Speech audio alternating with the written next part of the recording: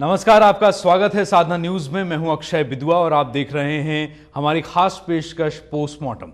आज के पोस्टमार्टम में हम चर्चा करेंगे फांसी पर शुरू हुई सियासत की। हालांकि भारत में यह कोई नई बात नहीं है और समय समय पर अपने राजनीतिक हितों के लिए ऐसे मामले सामने आते रहे हैं जिसमें क्षेत्रवाद के नाम पर देश हित को ताक पर रखने की भरपूर कोशिश की गई हो। ताजा उदाहरण अगर देखें तो एक तरफा पूर्व प्रधानमंत्री राजीव गांधी की हत्या के 3 आरोपियों को फांसी से बचाने के लिए सियासत जारी है और इसके तहत तमिलनाडु विधानसभा में बाकायदा प्रस्ताव लाया गया है। तो दूसरी तरफ जम्मू कश्मीर के मुख्यमंत्री उमर अब्दुल्ला ने अफजल गुरु की फांसी को लेकर ट्वीट करके मुस्लिम तुष्टीकरण के क्षेत्रवाद की राजनीति को और हवा दी है। संसदीय प्रणाली के तहत मुख्यमंत्री बने उमर अब चाहते हैं कि संसद पर हमला करने वाले अफजल को फांसी से बचा लिया जाए। आखिर क्यों लग रही है फांसी पर फांस? क्षेत्रवाद के नाम पर क्यों ताक पर रखा जा रहा है देश हित को? और क्या फायदा होगा राजनीतिक दलों को इन अपराधियों की जान बचाकर? आज के इस खास कार्यक्रम में हम चर्चा करेंगे इन्हीं तमाम पहलुओं पर और इस चर्चा में हमारे साथ शामिल होंगे हमारे group editor N K Singh ji. N K, आपको बहुत बहुत स्वागत है। तो चलिए शुरुआत करते हैं हमारे आज के पोस्टमार्टम की।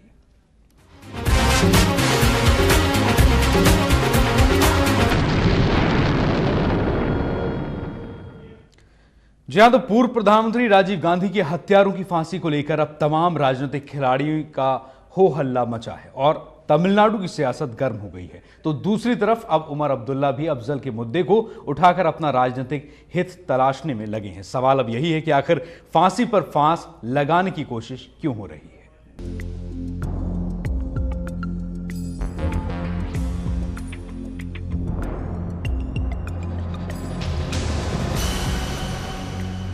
एक बार फिर से देश में फांसी को लेकर सियासत का दौर शुरू हो गया है और देश के पूर्व प्रधानमंत्री राजीव गांधी के हत्यारों पर तमिलनाडु विधानसभा द्वारा प्रस्ताव पारित करने के बाद जम्मू कश्मीर के मुख्यमंत्री उमर अब्दुल्ला ने बुधवार को कहा कि राज्य के बाहर कश्मीर के लोगों की भावनाओं को ठीक तरीके से नहीं लिया जाता। साथ ही उन्होंने यह भी कहा, यदि जम्मू कश्मीर विधानसभा ने तमिलनाडु की तरह अफजल गुरु के लिए एक प्रस्ताव पारित किया होता तो इस पर इतनी मौन प्रतिक्रिया न मिलती। आपको बता दें, साल 2001 में संसद पर हुए हमले में दोषी अफजल गुरु को फांसी की सजा सुनाई गई है और घाटी के नेता बार बार उनकी फांसी को यह बताकर रोकने की कोशिश कर रहे हैं कि इससे घाटी जल उठेगी।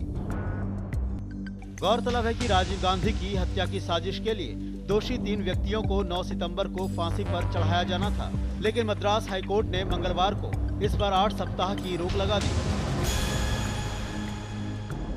उसके बाद अब जम्मू कश्मीर के मुख्यमंत्री उमर अब्दुल्ला को भी क्षेत्रवाद और तुष्टीकरण की सियासत याद आ गई है। लेकिन सवाल यही उठता है कि संवैधानिक प्रक्रिया से उमर मुख्यमंत्री बने हैं, तब संसद पर हमले के आरोपी को क्यों बचाना चाहते हैं? साधना न्यूज ब्यूरो, दिल्ली।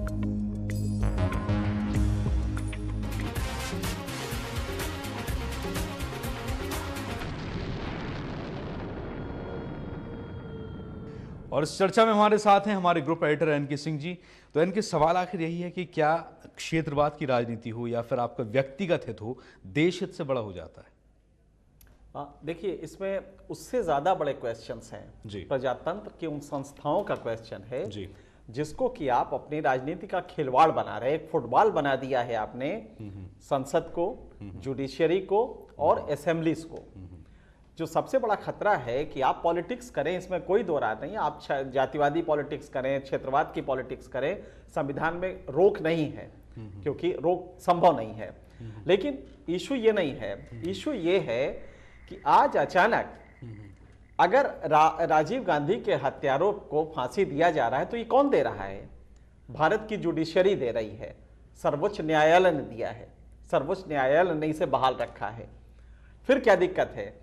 क्या तमिलनाडु के लोगों को सर्वोच्च न्यायालय के जजमेंट पे ऐतराज है? जी, ऐसा नहीं है, क्योंकि उसके खिलाफ अपील होती है। अगर अपील नहीं हुई तो उसके बाद आप जजमेंट पे ऐतराज नहीं कर सकते। फिर क्या दिक्कत है? अब आप किस ग्राउंड पे कह रहे हैं कि इसको सजा ना मिले? एक अपराधी को, जिसने कि देश के प्रधानमंत्री रह चुके हैं, उनको, उनकी हत्या की, जुडिशरी ने उनको फांसी दी। अब किस ग्राउंड पे आप कह रहे हैं कि नहीं साहब उनको माफ कर दिया जाए? और जब ये कह रहे हैं तो चलिए एक हम सब समझ सकते हैं कि आप ये कह रहे हैं, ये हो सकता है कि ह्यूमैनिटेरियन ग्राउंड पे कह रहे हो, क्योंकि जो क्लेमेंसी का संविधान में वो है प्रोविजन है, वो सिर्फ इस आधार पे है, मानवीय आधार पे। मानवीय आधार पे ये राष्ट्रपति को अधिकार दिए गए हैं, राज्यों में गवर्नर को दिए गए हैं कि आप इनकी सजा को कम कर सकते हैं। हमने मान लिया कि चूंकि प्रावधान है, लेकिन तब आप किन ग्राउंड्स पे जनता से ये दबाव डलवा रहे हैं, और जनता से भी जब नहीं हो रहा है तो आप उसके अलावा चले जाते हैं असेंबली में। असेंबली में आप यही इमोशन इवोक करते हैं, और तब तमिल वर्सेस नॉन तमिल, पूरा भारत वर्सेस तमिल, एक असेंबली होती है, वो पास कर देती है, इसलिए कि वो तमिल है। हत्यारा है ये दिमाग में नहीं है, तमिल है इसलिए दिमाग में। हमारे साथ इस वक्त भीम सिंह जी हैं, professor Bhim Singh, panther party के अध्यक्ष आप हमारे साथ हैं, और साधना न्यूज में बहुत स्वागत है आपका।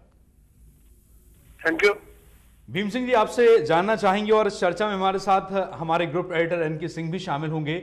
आपसे पहला सवाल ये कि यहां हम बात कर रहे हैं उमर अब्दुल्ला की, जिन्होंने अफजल गुरु को अब फांसी से बचा लेने की कवायद शुरू की है, और उनका जो तर्क है वो ये कि तमिलनाडु में जो कुछ हुआ, विधानसभा में जो प्रस्ताव लेकर आए और राजीव गांधी के तीनों हत्यारों को माफ करने की एक गुहार लगाई है, शुरुआत की है राष्ट्रपति से, उमर अब्दुल्ला ने शुरू किया है, या उन्हें अभी क्यों याद आया? इससे पहले कभी उन्होंने इस तरह की पहल क्यों नहीं की, और इसके पीछे आप क्या कारण देखते हैं?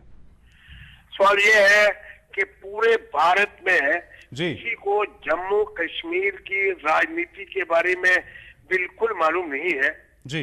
उमर अब्दुल्ला को ये पूछिए कि पूरे भारत में डिलिमिटेशन हुआ कंस्टिट्यूएंसीज का, जम्मू में नहीं जी। उसको ये पूछिए कि आज तक भारत का संविधान हम पे लागू भी नहीं है जी। उसको पूछिए इसका क्या किया उन्होंने।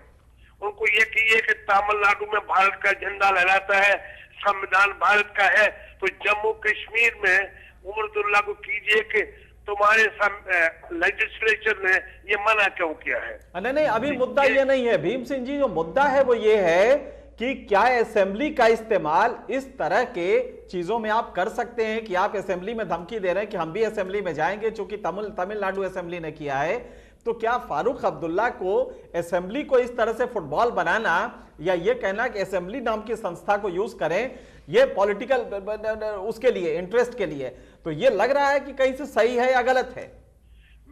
मैं ये कहना चाहता हूं कि 89 मेंबर है हमारी असेंबली में, और उमर अब्दुल्ला की पार्टी के सिर्फ 28 मेंबर हैं, 1/3 भी नहीं है। उमर अब्दुल्ला चल रहा है कांग्रेस की बैसाखियों पर, और जितना पूरे भारत में खेल रहा है। हम ये चाहते हैं, मेरी पार्टी के 4 लेजिस्लेटर्स हैं, हमने कह दिया है लेजिस्लेटर्स को कि उमर अब्दुल्ला को इस मोशन को लाने दो असेंबली में। जब असेंबली में लाएगा तो पैंथर्स पार्टी भी मैदान अमल में उतरेगी, अपनी पॉलिसी वाजिया करेगी। लेकिन मैं आपसे कहना चाहता हूं कि देश में पूरा लोकतंत्रवाद इस मुल्क में largest democracy of the world, मैंने पूरी दुनिया देखी है, हिंदुस्तान के कंपोजिट कल्चर के मुकाबले में कोई कल्चर नहीं है। और supreme court is a sovereign body, apex court, highest court of the country. I do not want तो मतलब अगर असेंबली में ये मुद्दा आएगा तो आप लोग उसका सड़कों पे विरोध करेंगे, ये आपका मतलब है कहने का? नहीं, हमने विरोध का सवाल नहीं है। जब मुद्दा आएगा तो हम बताएंगे हम क्या करेंगे। हम इसको पॉलिटिक्स नहीं बनाना चाहते भारतीय जनता पार्टी की तरह। ये मामला है राष्ट्रपति और जुडिशरी के दरमियान। जब राष्ट्रपति फैसला कर देते हैं तो फाइनल है। किसी भी राजनीतिक दल को जुडिशियल मामले में दखल देने का कोई भी हक नहीं है, चाहे वो कोई भी हो। जी, बहुत बहुत धन्यवाद भीम सिंह जी हमसे बात करने के लिए। जी, तो एक बात लेकिन जी जो कह रहे हैं उसमें एक दम तो ही है, जो हम अब इसके पहले भी कह रहे थे कि देश की सर्वोच्च न्यायपालिका ने एक फैसला लिया है फांसी देने का।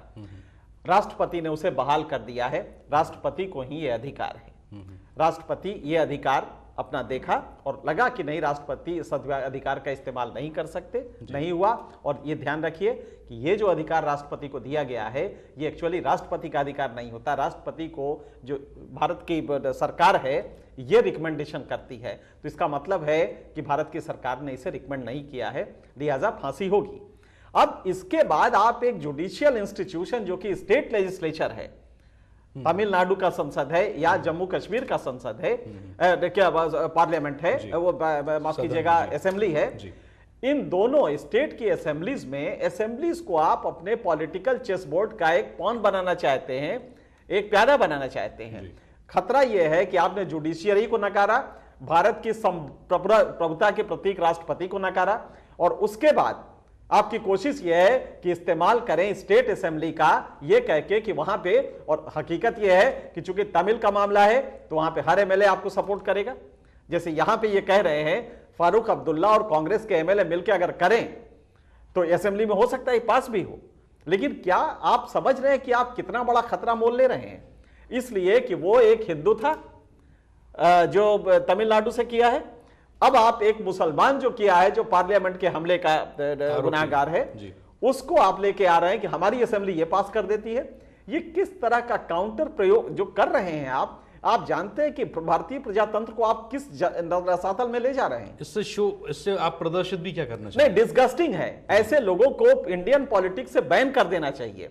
उस असेंबली को हमें लगता है कि अगर असेंबली इस तरह के रिजोल्यूशन पास करती है तो सीधे वो राष्ट्रपति के अधिकारों को चुनौती दे रही है, केंद्र के अधिकारों को चुनौती दे रही है, और ऐसे में प्रेसिडेंट रूल लगाने का इससे बढ़िया कोई कारण नहीं होता। तमिलनाडु में अगर कांग्रेस के में दम है तो प्रेसिडेंट रूल लगाना चाहिए कि आपने कैसे ये रिजोल्यूशन किया जबकि राष्ट्रपति के दस्तखत हो चुके हैं, जब संसद ने जब सर्वोच्च न्यायालय ने कर दिया है। उसी तरह फारूक अब्दुल्ला का ये कहना, ये क्लियर कट राष्ट्र के प्रति सम्मान को कहीं बाधित करता है और राष्ट्र के प्रति असम्मान दिखाता है। इस पे पेनलाइज किया जाना चाहिए कि आप असेंबली का इस्तेमाल आपको ये करने के लिए, मान लीजिए कि असेंबली के 89 मेंबर्स अगर ये तय भी कर लें, तो क्या आप समझ रहे हैं कि एक असेंबली का जो इंस्टीट्यूशन है, जो कि डेमोक्रेसी का मंदिर माना जाता है, असेंबली ऑफ पार्लियामेंट, आप उसको किस तरह से आप इस्तेमाल करना चाहते हैं? तो मेरे ख्याल से एक खतरनाक ट्रेंड है और इसको इमीडिएटली जो भी लीगल प्रोसीडिंग हो ये फारूक अब्दुल्ला पे की जाना चाहिए। जी बिल्कुल। और यहां पर एक छोटे से ब्रेक के लिए हम रुक रहे हैं। ब्रेक के बाद जब हम वापस लौटेंगे तो चर्चा इस बात पर भी करेंगे कि अपने राजनीतिक हितों के लिए क्या विधानसभा प्रदेश की इतनी बड़ी शक्ति है कि वो राष्ट्र हित को भूलकर और मुद्दा वो उठाए जो उनके हित का हो। एक छोटे से ब्रेक के बाद।